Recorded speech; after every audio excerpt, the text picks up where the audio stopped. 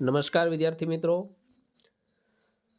તો આજે આપણે દ્વિતીય વાર્ષિક પરીક્ષા 2025 ધોરણ 11 વિષય મનોવિજ્ઞાન તારીખ 23/1/2025 ના લેવાયેલા મનોવિજ્ઞાનના પેપરનું સંપૂર્ણ સોલ્યુશન કરીશું।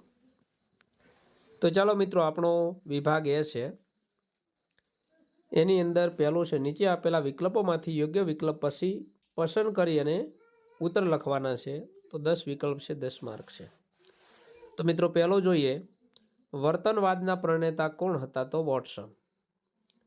પ્રશ્ન 2 છે, રૂબરૂ મુલાકાત કઈ અભ્યાસ પદ્ધતિથી લેવામાં આવે છે? તો મુલાકાત પદ્ધતિથી। વિકાસને અસર કરતા પરિબળો કેટલા છે? તો 2, વારસો અને વાતાવરણ। એના પછી મિત્રો ત્રીજું છે, ચોથું છે, પુખ્ત વયની વ્યક્તિના મગજનું વજન કેટલું હોય છે? તો 1.36 કિગ્રા। પાંચમો પ્રશ્ન છે, વિચારો, લાગણીઓ અને પ્રેરકો જેને પ્રત્યક્ષ રીતે જોઈ શકાતા નથી તે શું કહે છે? તો તેને બોધાત્મક પ્રક્રિયા કહેવામાં આવે છે। એના પછી આગળ જોઈએ મિત્રો, સ્મૃતિનો પ્રથમ તબક્કો કયો છે? તો સંકેતાકમ। એના પછી સાતમું, વાણીના લઘુત્તમ એકમને શું કહે છે? તો ધ્વનિ એકમ। પ્રશ્ન 8 છે, સંકેતો કે સંદેશાઓને મોકલવાની અને ઝીલવાની પ્રક્રિયા એટલે પ્રત્યાયન। પ્રશ્ન 9મો છે મિત્રો, કે ભારતીય દર્શનશાસ્ત્રમાં વ્યક્તિના કેટલા પ્રકાર આપ્યા છે? તો 3 છે। પ્રશ્ન 10, મનોવિજ્ઞાનની હાલતી ચાલતી પ્રયોગશાળા એટલે શું? તો સ્વનિરીક્ષણ। એના પછી મિત્રો વિભાગ બી છે, અહીંયા નીચેના દરેક પ્રશ્નનો એક વાક્યમાં ઉત્તર લખવાનો છે, પ્રત્યેકનો 1 ગુણ છે। તો એના આપણે પ્રશ્ન જોઈએ મિત્રો। એનો 11મો પ્રશ્ન છે, વ્યવસ્થિત નિરીક્ષણ પદ્ધતિમાં ઉપયોગમાં લેવાતા વિવિધ સાધનોના નામ આપો। તો વન વે સ્ક્રીન અને ટેપ રેકોર્ડર જે છે એનો ઉપયોગ થાય છે।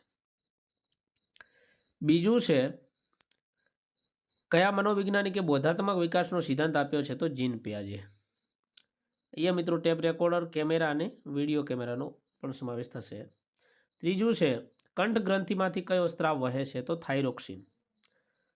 14મું છે, કઈ ઉંમરે બાળક બળબડાટ અવસ્થામાં પહોંચે છે? તો 6 માસની ઉંમરે। માનવવાદી અભિગમના પ્રણેતા કોણ છે? તો કાર્લ રોજર્સ અને અબ્રાહમ મેસ્લો। એના પછી મિત્રો વિભાગ સી છે, એના પ્રત્યેકના 2 માર્ક છે, દરેક પ્રશ્નના 2 માર્ક, ટોટલ 5 પ્રશ્નો લખવાના છે એટલે 10 માર્ક। અહીંયા વિભાગ ડી છે, એમાં પ્રત્યેકના 3 માર્ક છે, 5 પ્રશ્નો લખવાના છે એટલે 15 માર્ક છે। વિભાગ ઈ છે, અહીંયા મિત્રો તમને પ્રત્યેકના 5 ગુણ છે, 3 પ્રશ્ન લખવાના છે। અને બીજો 34મો છે, પેરેગ્રાફ આપ્યો છે અને એના પેરેગ્રાફના જવાબો છે એ તમારે નીચે લખવાના છે આ 5 પ્રશ્નોના। તો મિત્રો એને આપણે અહીંયા પ્રશ્નો છે, તો અહીંયા પેરેગ્રાફ ઉપરથી એના જવાબો છે અહીંયા લખેલા છે મિત્રો। કે પહેલું છે, ભારતીય દર્શનશાસ્ત્ર પ્રમાણે વ્યક્તિના કેટલા પ્રકાર છે? તો 3 છે। ભારતીય ચિકિત્સાની આચાર સંહિતાના શારીરિક દોષના આધારે પ્રકારોના નામ લખો। તો મિત્રો વાત પ્રકૃતિ, પિત્ત પ્રકૃતિ અને કફ પ્રકૃતિ। ત્રીજું છે, દર્શનશાસ્ત્ર પ્રમાણે વ્યક્તિના પ્રકારોના નામ લખો। તો રાજસી, સાત્વિક અને તામસી। ચોથું છે, ગ્રીક વિધ હિપોકેટિસના માણસના શરીરમાં કયા સ્ત્રાવોના આધારે પ્રકારોના નામ જે છે? તો મિત્રો રક્ત પ્રભાવી, કફ પ્રભાવી, કાળા પિત્તના કે પીળા પિત્તના વ્યક્તિઓ। અને 5મો છે, વાત પ્રકૃતિવાળા માણસો કેવા હોય છે? તો ખૂબ જ ચંચળ અને સક્રિય હોય છે।